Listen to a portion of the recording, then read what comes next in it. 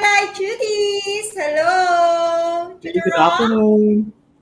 Yes, welcome to Depet Itulay Online Tutorial. And we are on Philippine Politics and Governance, Module 3. You have your ideology and I have mine. We are on Quarter 1, Week 3.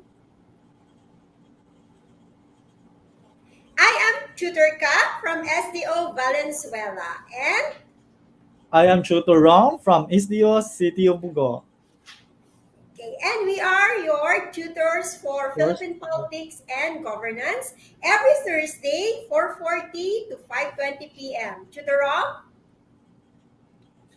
okay, laging tandaan, kayo ang best tuwing Webes. Okay. And before we start, Itulay Cuties, let us congratulate our Cutie of the Week. Tutor Rob, who is it? Okay, our Chuti of the week for the second time is Mr. Rins Gailer Calanta from Emelda Integrated Secondary School from SDO Malabon City. No, tutor ka, Renz Guyver is still in grade 10, no? Hindi pa siya sa senior high school pero parati siyang nanonood ng Philippine Politics and Governance. No, isa siyang student leader ng kanilang school. Okay? Okay, congratulations to Renz Guyver Calanta. Okay, so congratulations, Renz Guyver Kalata. Muli uulitin po namin, mga Itulay Cuties, ito po ay para sa lahat. So kahit katulad ni Renz, kahit hindi ka pa senior high, ay welcome na welcome ka dito sa aming Philippine Politics and Governance. Dahil malay mo, ikaw ay isang maging HUMSS learners din. Okay, so with that, we would like also to, before we go to with the review of the previous session, we would also like to remind everybody, our Itulay Cuties, to invite also your friends, di po ba?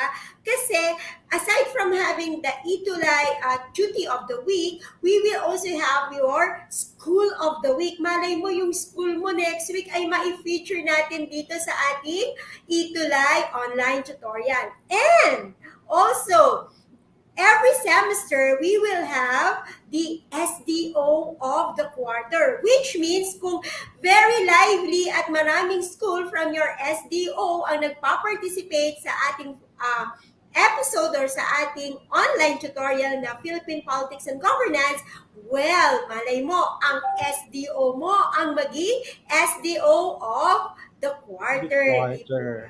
So, invite at matuto lahat tayo ay matuto dito sa Philippine Politics and Governance. Lagi namin sinasabi, pupukawin namin ang inyong mga positibong pananaw. And now, for the review of the previous lesson, directions, carefully read the following items. Write the letter of the correct answer. So, tingnan natin for the first one. It is the belief in the importance of the individual, respect for his uniqueness and freedom, and his equality with other people. Letter A, liberalism. Letter B, conservatism. Letter C, socialism. And letter D, physism. Ano kaya ang sagot dyan, tutor ka? Okay, tatanungin natin yung mga cuties natin kung anong sagot nila.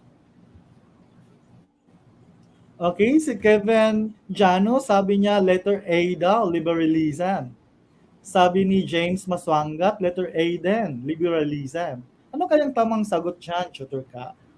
Okay, tingnan natin. And the answer is letter A, liberalism. Ayan, marami akong nakikitang tama ang kanilang sagot, Tutor Rom. Okay, next. It is an ideology that looks positively on human nature. Letter A, fascism. Letter B, communism. Letter C, capitalism. Letter D, socialism. Okay, what's the answer? Ano po yung sagot niyo mga cuties? Okay, nanonood talaga sila last week, no? Kasi ang yung number one, maraming nakasagot ng tama. Okay, according to Nova, sabi niya, it's letter C, capitalism. Okay? Sabi naman ni Jason May Umpad, it's letter A, physism. Okay, what's the correct answer, Tutor ka? Okay. Answer reveal. Letter D. Socialism. Socialism. Okay. Third question. It is an ideology that rejects rationalism or logical thinking and relies instead on its emotional appeal. Letter A, socialism. Letter B, physism. Letter C, conservatism. Letter D, liberalism. Okay, ano kayang sagot dyan? No? Let's wait for our cuties kung anong mga sagot nila. Okay, sabi ni James Maswangat, it's letter B, physism. Okay?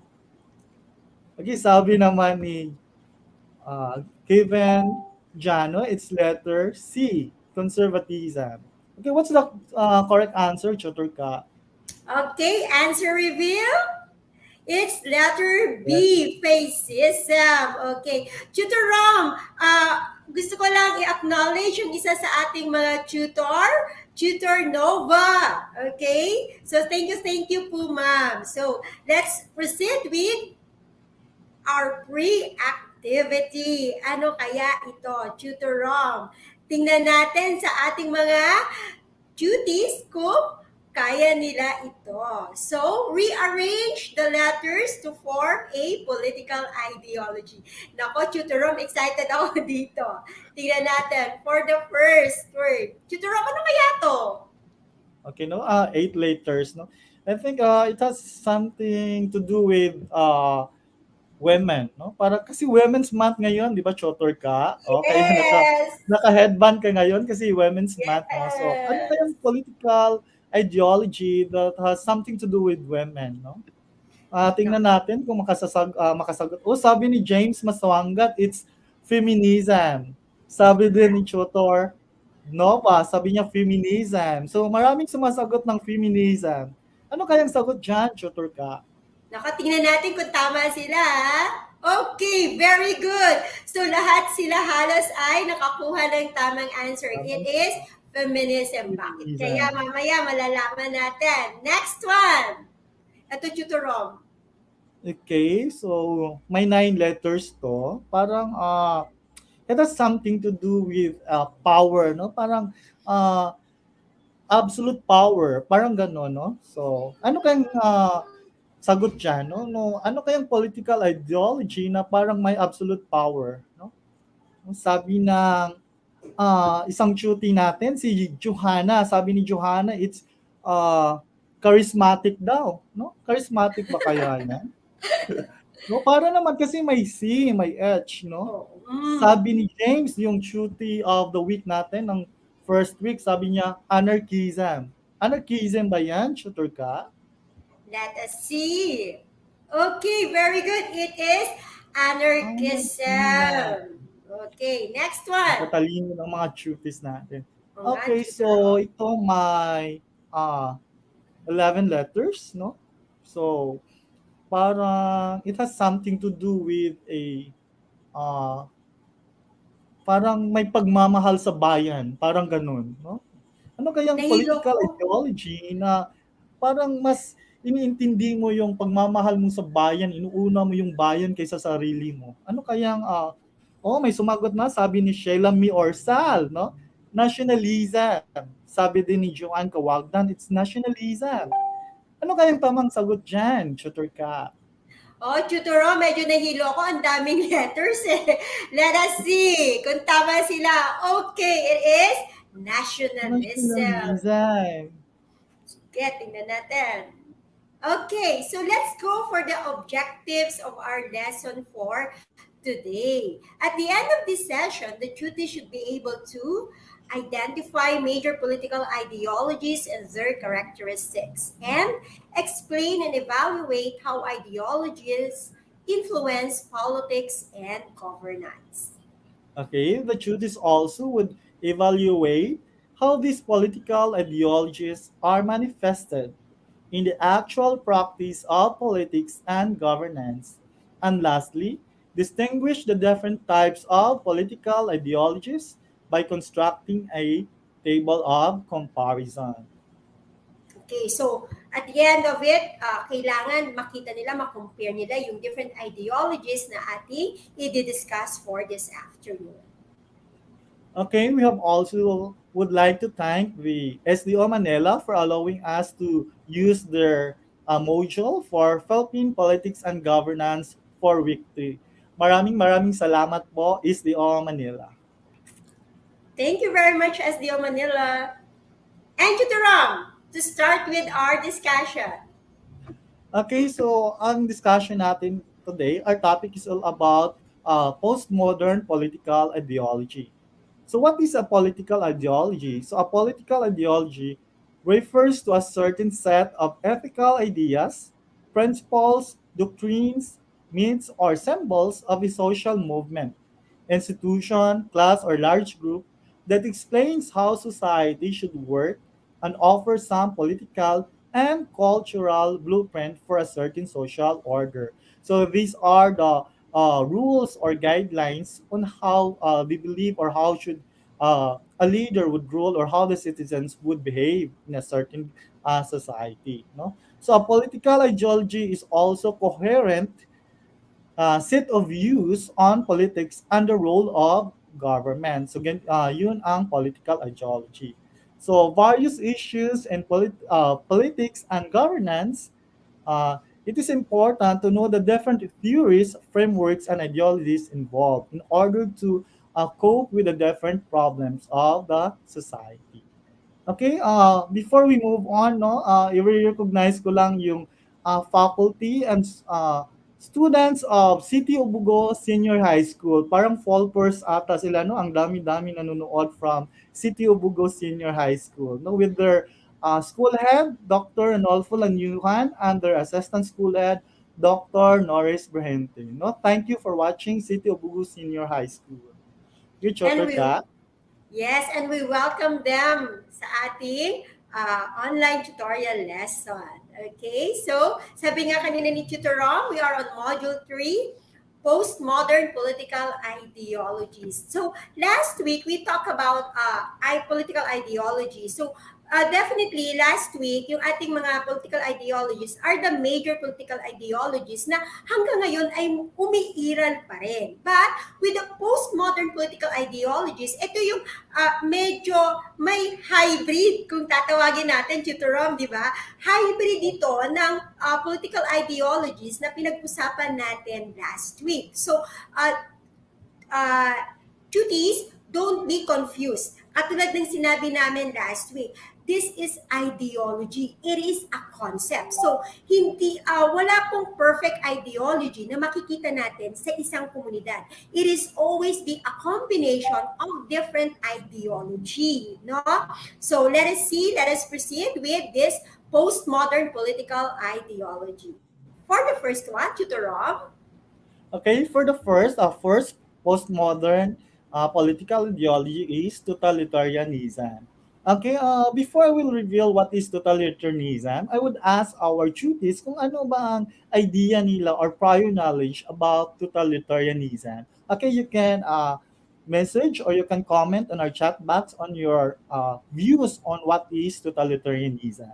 Okay, so totalitarianism is it is a political ideology or belief in the magnitude of an individual respect for his uniqueness and wholeness. No?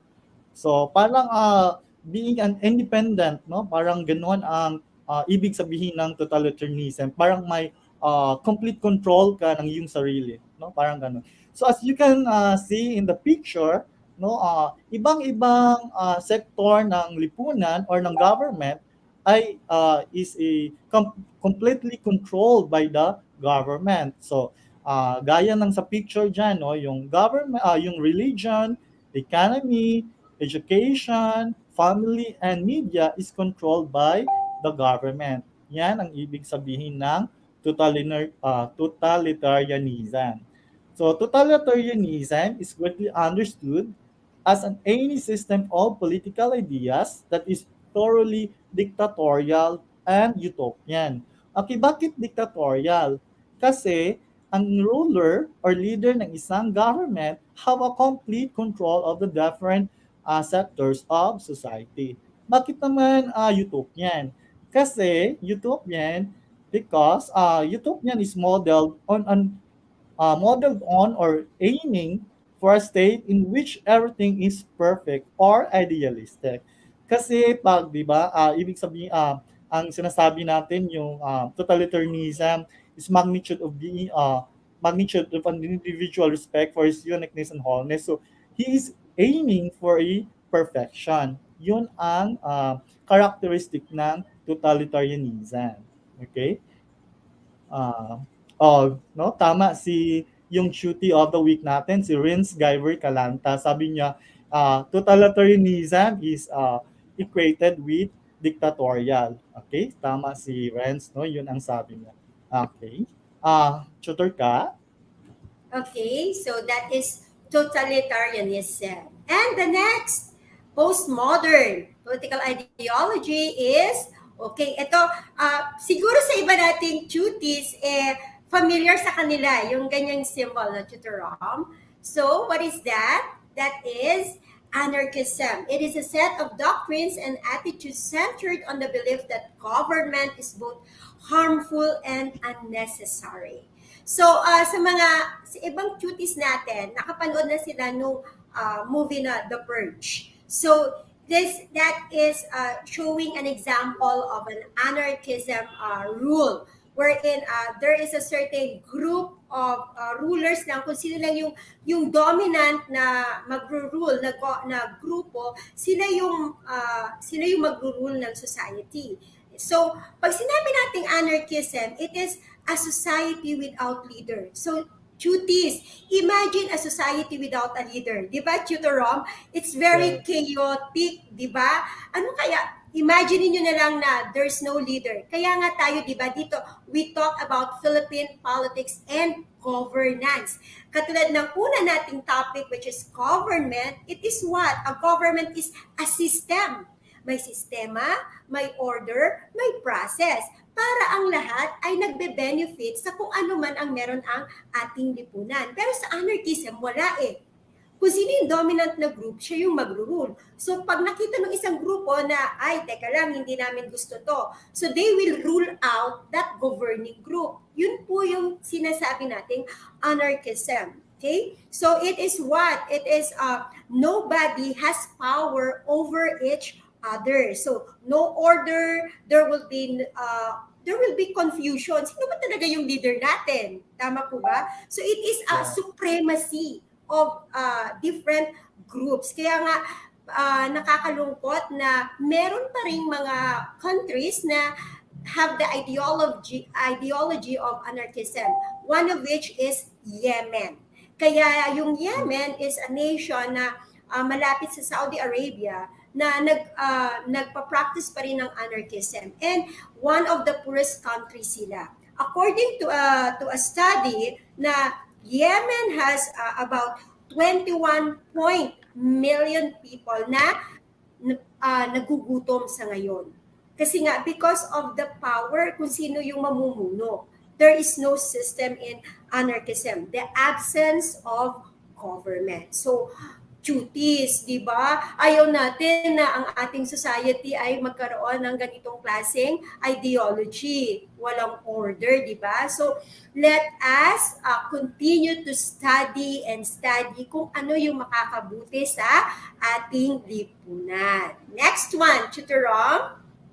Okay, before we proceed, Shottercast, no, may mga point of view dito, no? Sabi ni Renz Guyver Calanta, yung anarchism daw is political force or movement, no? Tama naman, di ba? Parang may force talaga pag anarchy.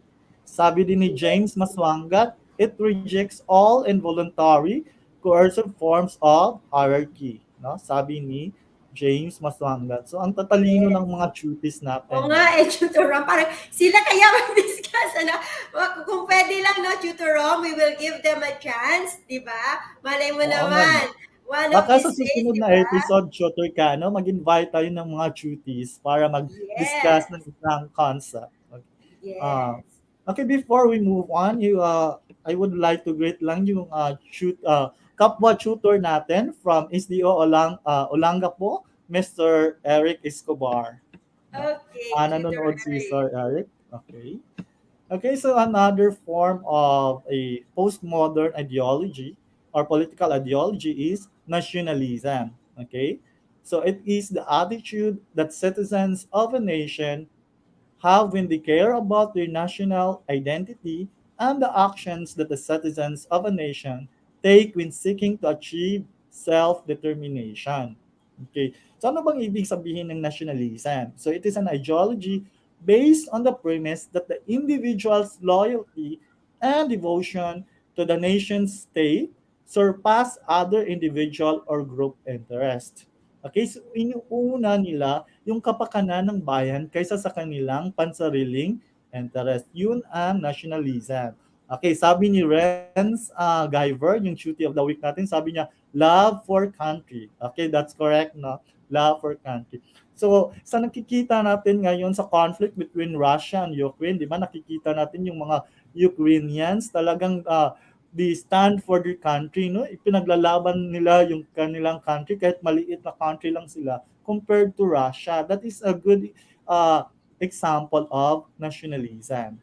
Okay, so nationalism is both an ideology and a form of behavior. Tayo din namang mga Pilipino, di ba, yung ideology natin, political ideology, di ba, it's a mixture of different ideologies. May mix din ng nationalism, di ba? Marami tayong mga bayani before no na pinaglaban talaga nila ang ating bayan sa mga mananakop, no? Yun an example of it is also an example of nationalism. Sabi din ni James Maswangat, no, one of our duties, duty of the week, it holds that each nation should govern itself. Okay, tama din naman, no? Nationalism din yon. Ano pa kaya, ano bang mga bansa ang may nationalism or nag-adhere to ideology of nationalism, tutor ka? Okay, actually, the nationalism ideology started in England in 17th century. Ito kasi yung nag-lead sa kanila ng scientific spirit or uh, enterprise and political maneuver. Kasi sa England, we all know that it is a monarchy, di po ba? So sa kanila kasi, talagang the monarchy would like to hold on doon sa kanilang sinasakupan. So, with that, nagkaroon sila na develop sa kanila na kailangan ito tayo. We belong in this certain group. Kaya makikita po natin sa England talaga pag sinabi ng Hail the Queen, di ba? Doon po nagsimula yun eh, yung Hail the Queen, Long live the Queen. Kasi yun yung nakikita nila na when they adhere to their national identity, na sinabi nga ni Tutor Rom, nakatatak na yun sa kanila, mind and heart sa kanila na this is where I belong. Kailangan kong panghawakan to, kailangan ko i-embrace culture, the tradition, the belief on it, yun yung sinasabing nationalism. And here in Asia, lalo na sa Southeast Asia, makikita po natin yan, most of the ASEAN countries. We develop that kind of nationalism ideology as well. Tingnan po natin yung Japan. Japan is talagang strong yung kanilang ideology and nationalism. And that is one key kaya sila ay naging progressive country. Kasi inadhere nila eh. Until now, makikita po natin yung educational system ng Japan. Kaya bago nila i-patronize yung ibang bansa, they will have that culture sa mga bata pa lang na mahalin nila yung kanila. They will develop first yung certain values of patriotism, the love of country, the value of loving their own identity, loving their own culture. So, mahirap po sa kanila ma-develop talaga or ma-influence agad ng ibang culture. Kaya ito yung fact na nag-progress yung Japan kasi they have this strong ideology of nationalism. Katulad rin naman sa atin, during the Spanish period, dito nag-umpisa yung nationalism ideology natin in 1890s, di ba? When we revolt against the Spanish government. Nagkaroon tayo na-realize natin, teka lang, Pilipino tayo, dapat magkaroon tayo ng sarili nating identity. So, it is, tama yung sinabi ni Chutorong kanina, it is not just an ideology. Tama ba, Chutorong? It is Yes. culture A natin form to of eh, behavior, yes. form of behavior. So yon, that is nationalism. Nationalism. Sabi na ni Shruti Joseph Conrad Bulaklak, sabi niya, nationalism, attitude, citizen of a nation. No? Yun ang Mm. point of view ng ating Shruti. Okay? So let's move on to other postmodern political ideology, which is religious fundamentalism. Okay? So, religious fundamentalism, it is a belief that rejects the distinction between politics and religion. Okay, so in this belief, para sa kanila, para in the, those believers in this political ideology, politics is the same with religion. Parang gano'n nila. Ang yung basis of their government is their religion. Okay, so sa ating picture dyan, I think that's Osama bin Laden, and I think that is a US president. No? Okay, so what is the characteristic of a religious fundamentalism? Okay, uh, it is an approach of those religious groups that look for the literal interpretation of original texts or books, believing that the teachings obtained from this kind of literary must be used in all social, economic, and political aspects. Okay? So, an example of this, yung mga Muslim countries natin, no? Yung mga Muslim countries, their laws is can, came from or grounded on their holy text, which is the Quran, no? Example of that is Saudi Arabia, no? Okay?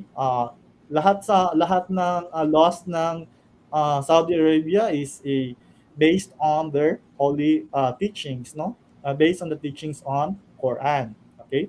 So another characteristic of or attribute of religious fundamentalism is that it focuses on the differences in humankind rather than what unites them.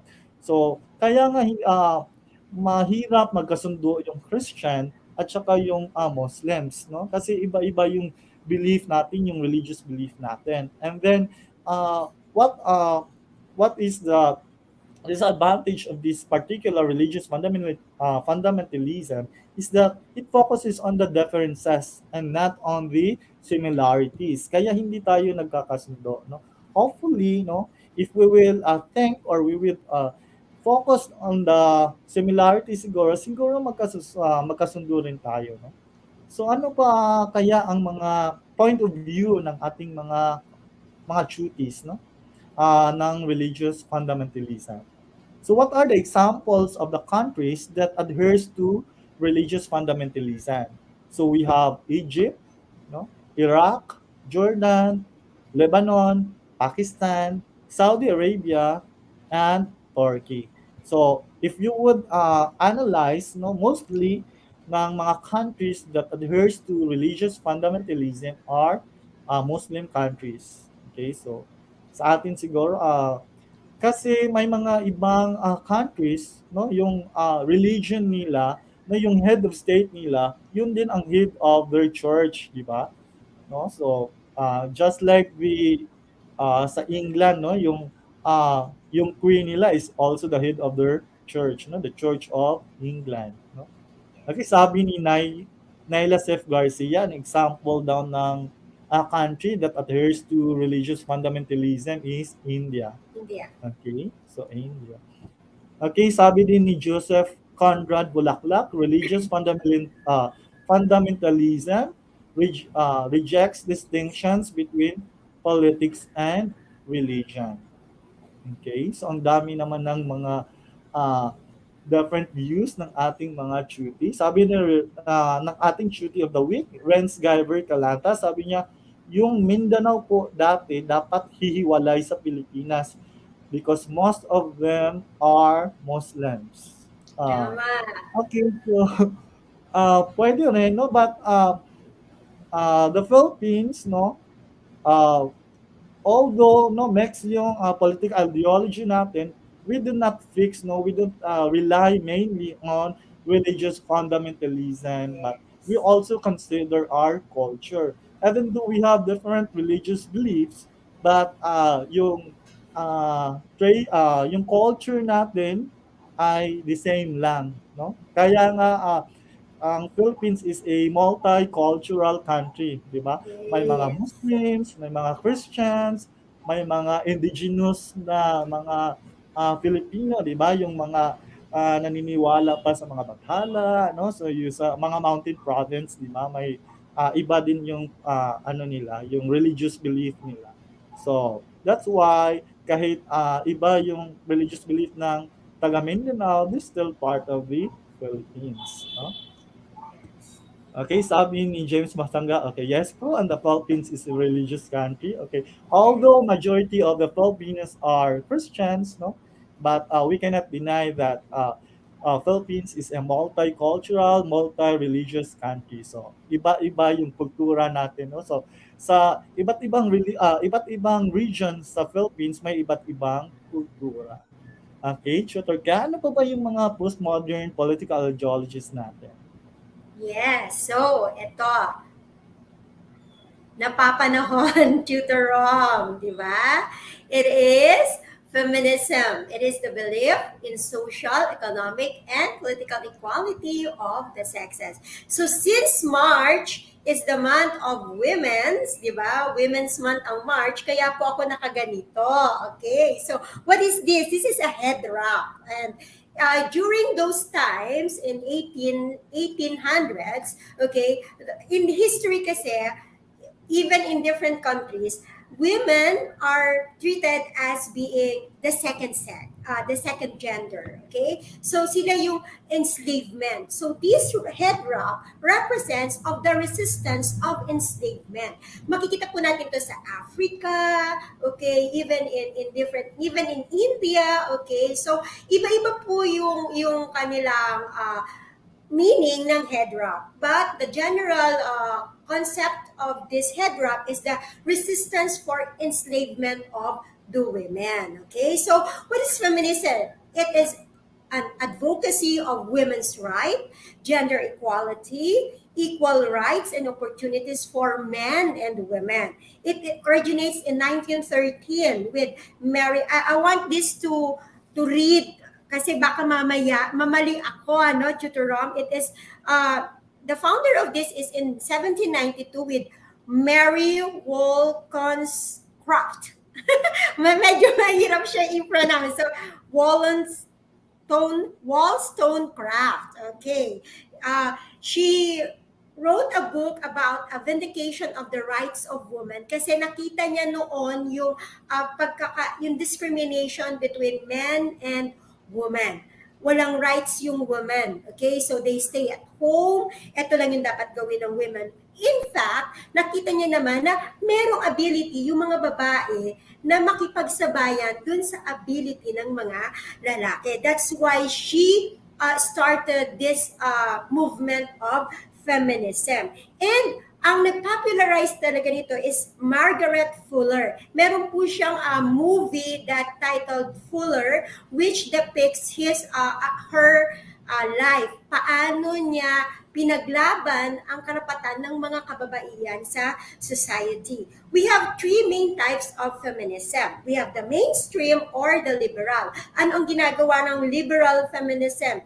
Achieving gender equality in education, in political. Gusto nila i-integrate i-include yung mga babae sa society, sa mga political views, okay, sa education, sa legal reforms. Kaya makikita po natin ngayon, meron na tayong mga women leader like Angelica Merkel, di ba? Yung Prime Minister ng New Zealand, which she has a great impact during the pandemic kasi sila yung first country na naging totally zero coronavirus infection, di ba? So makikita natin yung empowerment ng mga kababaihan dito. Sorry, Chuturoma. Dito sa feminism, okay? So, radical, another kind of feminism is radical feminism. Dito naman, medyo outdated na ito, okay? Kasi here, it's a domination of women by men. So parang sa kanila, kailangan tayo yung mamuno, okay? Pero syempre, dahil nga ideology ito, so it's a concept na, teka lang, sabi natin equality. So walang domination. This evolved into what we call the third type, which is the cultural feminism, a form of essential difference between men and women based on their biological difference. So, equal tayo, pero meron yung lalaki na hindi pwede gawin ng babae, pero meron yung gawin yung babae na hindi pwede gawin ng lalaki. That is what we call cultural feminism. Equal tayo, pero there's still a difference between us. So, yun po yung three main types of feminism. Okay? So, nakikita po natin, very, very example lang po ng feminism is ito po, si Sushmita Sen of Miss Universe 1994. She's coronated here in the Philippines. Trivia lang po ito, mga cuties, okay? Dito nagsimula, mas na-popularize yung feminism in the modern world. Bakit?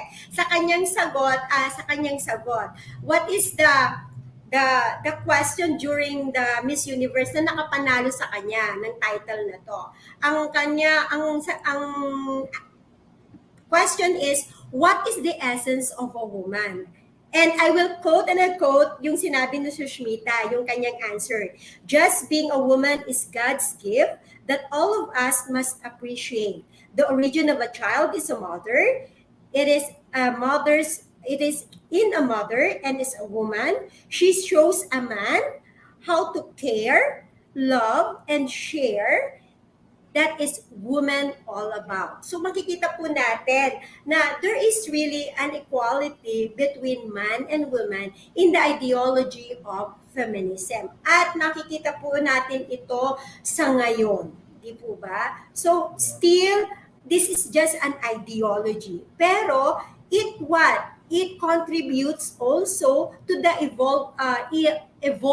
pag-evolve ng ating society. So, I hope, di ba, kahit naman dito sa Pilipinas, marami na tayong mga feministic movement na kung saan nai-involve sila sa ating community at napapakinabangan ng ating lipunan. So, that is feminism ideology. Tama po ba, Tutor Rom? Yes, tama kayo dyan, shooter cast. No, sabi nga ni Joseph, Chuti Joseph, sabi niya, feminism believes on equality of the sexes. Sabi naman ni James Maswangat, equality for women daw yung feminism. Actually, makikita din yan natin sa current conflict between Russia and Ukraine, no? Yung mga babae sa Ukraine, no? Nakikipagdigma din para lang ma-save nila yung kanilang country, no?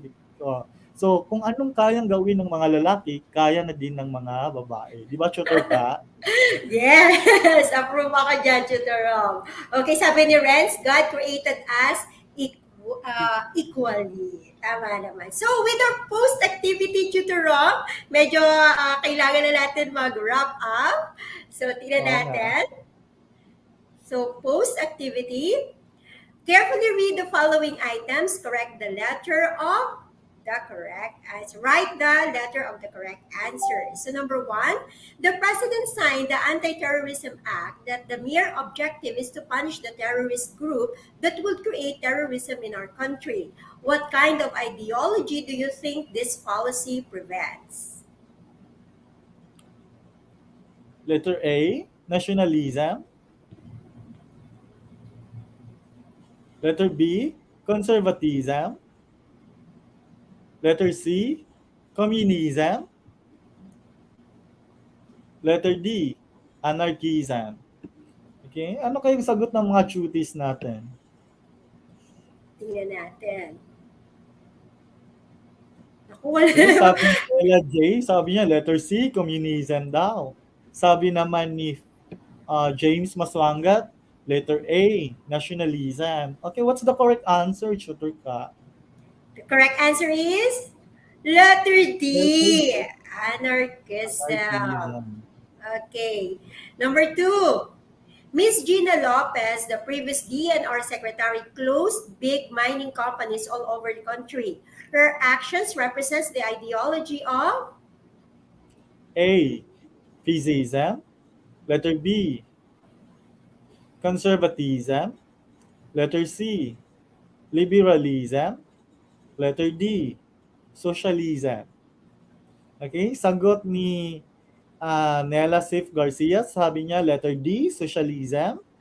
Sabi naman ni Rebecca Las Dulces, sabi niya it's letter D, socialism. Is it socialism ba, Tutor ka? tingnan natin kung tama sila. It's letter A, fascism. Fascism.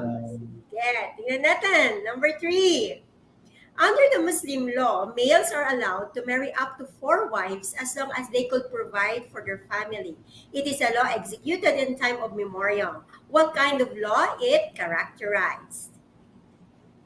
Letter A, liberalism. Letter B, socialism.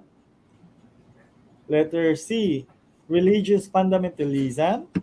Letter D, nationalism. Okay, ano kayang sagot ng mga cuties natin? Okay, sabi ni ah Philip Harvey Bagalanan, it's letter A. Sabi ni James Maswangat, it's letter C, religious fundamentalism. Is that the correct answer, Tutor ka? Tingnan natin.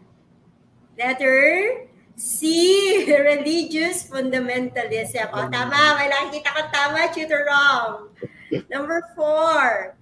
In the long line of our history, Filipinos are known to in defending our right and freedom. It shows our trait and ideology of Letter A, conservatism. Letter B, physism. Letter C, nationalism. Letter D, socialism. Okay, what's the answer? Ano bang sagot ng mga cuties natin? Sabi ni Jaira Claire, it's letter C, nationalism. Sabi naman ni Philip Harvey Bagalanin, it's letter C, nationalism. Is it nationalism, Tutor ka? tingnan natin. It's okay, very good. Lahat sila nakakuha ng tamang answer. It's letter C, nationalism. Last one. The common term used in the social media nowadays is wag ka na magreklamo, sumunod ka na lang. Or wala ka na magagawa. They are the one who is powerful and controlling. What kind of ideology describes this scenario? Letter A, totalitarianism. Letter B, liberalism. Letter C, socialism. Letter D, physism. Ano kayang sagot ng mga cuties natin? Okay. So sabi ni Faith, it's letter C, socialism. Sabi ni Jaira, it's letter A, totalitarianism. Okay, what's the correct answer, Tutor ka? The correct answer is letter B. It is liberalism. Ayan. So with that, let's do our assignment. Tutor Rom. Okay, so ang assignment ng ating mga cuties is to distinguish the different types of postmodern political ideologies by constructing a table of comparison. Okay, i-feature natin yung mga assignment nila next week, Tutor ka. Okay? Tutor ka? And with that, these are your second quarter HUMSS tutors. And I am Tutor Ka, kaalaman, karunungan, kapakipakinabang sa inyong kinabukasan. And I am Tutor Rom, saying that if you want to learn, just roam around. Diyos mabalos sa itugabos. Daghang salamat kaninyong tanan. And thank you. Up next, it's Tutor Janine I'm Tutor Edson for for Pulso ng Kabataan. With that, Kabataan. paalam! Paalam!